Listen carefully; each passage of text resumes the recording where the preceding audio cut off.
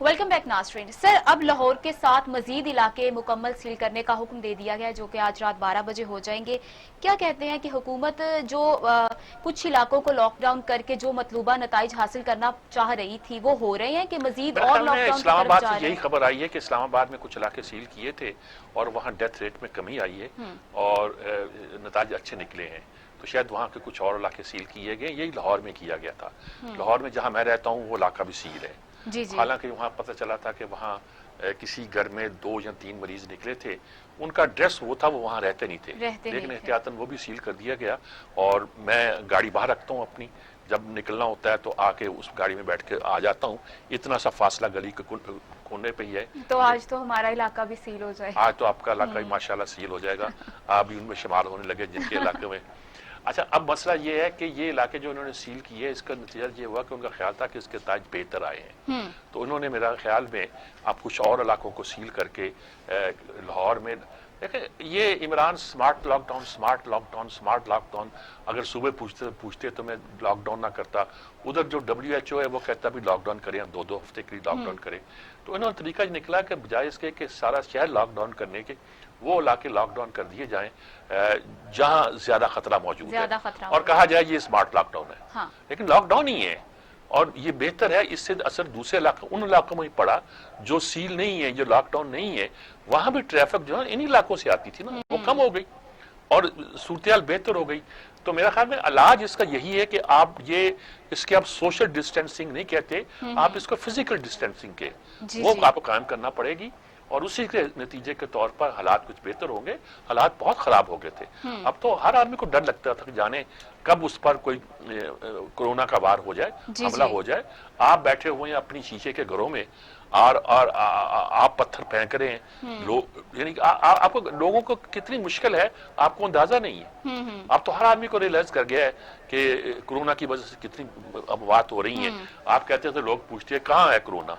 भाई ये आपकी गैर जिम्मेदारी की वजह से लोगों का तासुर ये था कि शायद हुकूमत जो है इंटरनेशनल इदारों से पैसे लेने के लिए इस तरह की बात कर रही है, वरना है नहीं। तो मेरे ख्याल में अब अगर इस पॉलिसी पे चल रहे हैं तो इस पर आप फलसफियाना बहसो में ना पड़े, इस बात को चलने दें और कोशिश करें कि जो जुलाई में से आपको खतरा है वो अल्लाह ना करे कि वो पैदा हो। जी जी जी। सर, अगली स्टोरी पे बात कर लेते हैं। सर, के इलेक्ट्रिक ने फर्नेस ऑयल और गैस की फराहमी को बहाना बनाकर शहर में गर्मी बढ़ते ही गैर एलानिया और एलानिया लोड शेडिंग का सिलसिला शुरू कर दिया है। क्या कहेंगे इस पर? देखें, बात यह है कि के इलेक्ट्रिक जब से जो हुआ है उस वक्त से बहुत ही सूरत हाल जो है वो गड़बड़ हो गई है। असल में हमने बहुत से अदारों को प्राइवेटाइज किया था इस ख्याल के साथ कि ये अदारे जो हैं वो लोग इन्वेस्ट करेंगे और बेहतर बनाएंगे। PTCL में किया था हमने, सऊदी फर्म को दिया कि वो पैसे इन्वेस्ट करेंगे, कोई नहीं किया उन्होंने। पैसे वो लेके ही पता नहीं। ये हमने इसको किया था कि इलेक्ट्रिक को, इसका नाम पहले दूसरा था, कराची इलेक्ट्रिक सप्लाई कॉर्पोरेशन था, KES। इसको के इलेक्ट्रिक बनाया और किया कि वो इनके पास अपने पावर स्टेशन है, उससे बिजली जनरेट नहीं करते ये। क्यों? वो फर्नेस ऑयल पे चलते हैं या डीजल पे चलते होंगे। अच्छा, चूंकि वो इस पर चलते हैं बिजली महंगी पड़ती होगी, ये वापडा से लेते हैं। वापडा से बिजली देने की एक हद मुकर्रर है, उससे ज्यादा तो नहीं देंगे। अब वो हद हो गई। अब कहते हैं हमारे पास चूंकि फर्नेस ऑयल नहीं है, डीजल नहीं है, ये आया नहीं था मुल्क में, हम इस्तेमाल नहीं कर सकते। भाई आपको अपने कारखानों के लिए डीजल और फर्नेस ऑयल का बंदोबस्त अलग से करना चाहिए था।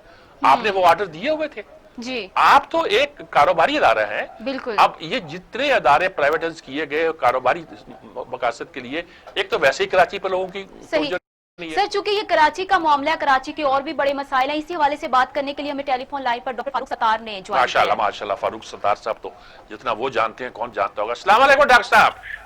वालेकुम अस्सलाम जी, सज्जाद मीर साहब। अच्छा जनाब, बात सिर्फ पूछनी है। एक तो ये नालों का सवाल पैदा हो गया कि ये साफ हो गए कि नहीं हो गए, बारिशें आने वाली है। दूसरा, ये के इलेक्ट्रिक ने क्या कर रखा है? कराची में तो ऐसा नहीं होता था, क्या कर दिया इन्होंने? नालों के लिए तो जो मेरे जमाने में और मुस्तफा कमाल जब मेयर थे तो हम जनवरी में पहली बार साफ करते थे नालों को, और उसके बाद हम मार्च में करते थे, और फिर जून में हम करते थे ताकि हम जुलाई की तैयारी कर लें। ठीक है।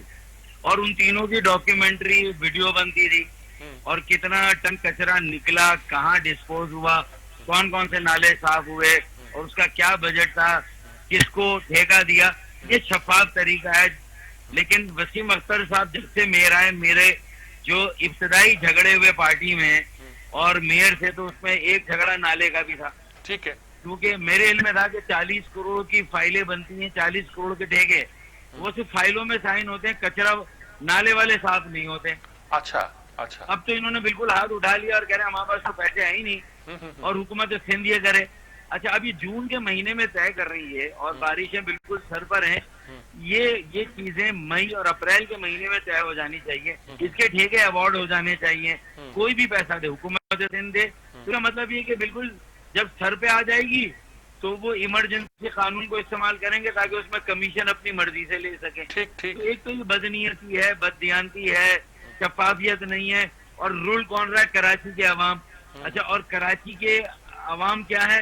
ये वो शहर है जो तरक्की का मरकज है और हमारी तरक्की का इंजन है पूरे मुल्क की। 60-65% रेवेन्यू देता है। ये तो नालों का हो गया।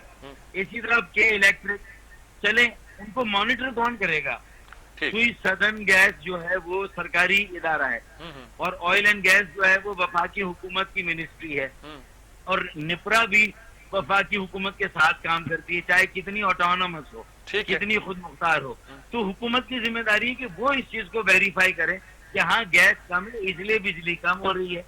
अच्छा, फर्नेस ऑयल की सप्लाई अगर कम है तो वो बता दें पीएसओ ने नहीं दिया, बाकी तेल इंपोर्ट करने वाली कंपनी ने नहीं किया।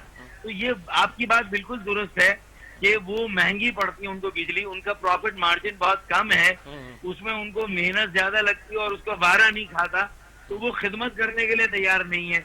वो भी एक मल्टीनेशनल एक कॉर्पोरेट इदारा तो बनाना चाहते हैं जिसमें प्रॉफिट ही प्रॉफिट हो और कहीं अगर मार्जिनल प्रॉफिट हो वो भी एक्सेप्टेबल नहीं है। के इलेक्ट्रिक का ये रवैया बड़ा मायूसकुन है और के इलेक्ट्रिक की जिस तरह प्राइवेटाइजेशन, देखिए पीटीसीएल की प्राइवेटाइजेशन फिर भी बेहतर थी, ठीक है, और के इलेक्ट्रिक की प्राइवेटाइजेशन भी यही सोचा गया कि ये भी शायद इससे कोई रिजल्ट निकले, ठीक, लेकिन उन्होंने शायद प्रॉफिट ही कमाया है, उन्होंने कोई सर्व नहीं किया कराची को और अब तक ये मसला हल नहीं हुआ।